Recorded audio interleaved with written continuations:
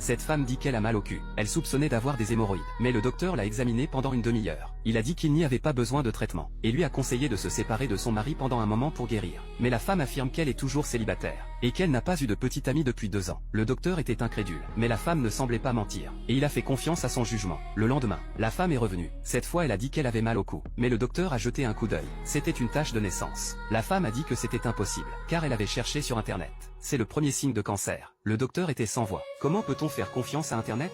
Mais la femme a insisté qu'elle n'avait vraiment pas eu de relation depuis 2 ans. Donc ça ne pouvait pas être une tache de naissance. Le docteur pensait qu'elle était folle. Alors il a plié 2 mèches de cheveux, pour vérifier si elle était mentalement malade. Mais rien n'a été trouvé après l'examen. Peu de temps après, la femme est revenue. Cette fois c'était parce qu'elle saignait. Mais après l'échographie, le docteur a déclaré qu'elle avait fait une fausse couche. La femme était sans voix. Combien de fois dois-je vous le dire? Je suis célibataire depuis 2 ans. Le docteur était perplexe, car il est impossible de mentir sur les résultats des tests. Alors est-ce que cette femme ment ou non? Ou est-elle schizophrène? Ensuite le docteur lui a demandé comment elle dormait. La femme a répondu qu'elle dormait très bien. Chaque jour elle dort jusqu'à l'aube.